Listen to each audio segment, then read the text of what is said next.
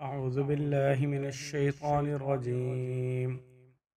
بسم الله الرحمن الرحيم. يا أيها الذين آمنوا لا تتخذوا بطانة من دونكم لا يألونكم خبالا ودوا ما عنتم قد بدت البغضاء من أفواههم وما تخفي صدورهم أكبر قد بينا لكم الآيات إن كنتم تعقلون. ها أنتم أولئك تحبونهم ولا يحبونكم وتؤمنون بالكتاب كله وإذا لقوكم قالوا آمنا وإذا خلوا عضوا عليكم الأنامل من الغيظ قل موتوا بغيظكم إن الله عليم بذات الصدور.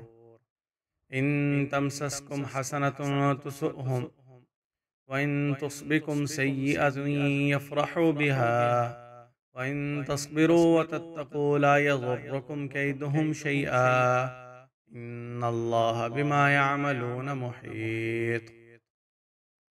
وإذ غدوت من أهلك تبوئ المؤمنين مقاعد للقتال والله سميع عليم. إذ همت طائفتان منكم أن تفشلا والله وليهما وعلى الله فليتوكل المؤمنون. شروع کرتا ہوں اللہ تعالیٰ کے نام سے جو بڑا مہربان نہایت رحم کرنے والا ہے۔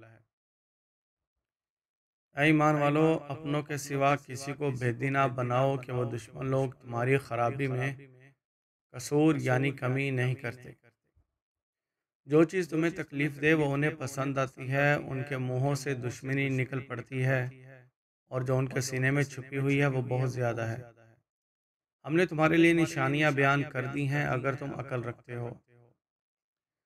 سن لو، تم ان کے دوست ہو اور وہ تمہارے دوست نہیں، اور تم تو سب کتابوں کو مانتے ہو، اور جب وہ تم سے ملتے ہیں تو کہتے ہیں کہ ہم مسلمان ہیں، اور جب الگ ہوتے ہیں تو تم پر غصہ سے انگلیاں کاٹ کاٹ کھاتے ہیں۔ کہہ دو تم اپنا غصہ میں مرو، اللہ کو دلوں کی باتیں خوب معلوم ہیں۔ اگر تمہیں کوئی بھلائی پہنچائے تو انہیں بری لگتی ہے، اور اگر تم کو یہ تکلیف پہنچے تو اس سے خوش ہوتے ہیں، اور اگر تم صبر کرو اور پرہیزگاری کرو تو ان کے فریب سے تمہارا کچھ نہ بگڑے گا، بے شک اللہ ان کے اعمال پر احاطہ کرنے والا ہے۔ اور جب تو صبح کو اپنے گھر سے نکلا، مسلمانوں کو لڑائی کے ٹھکانے پر بٹھا رہا تھا، اور اللہ سننے والا جاننے والا ہے۔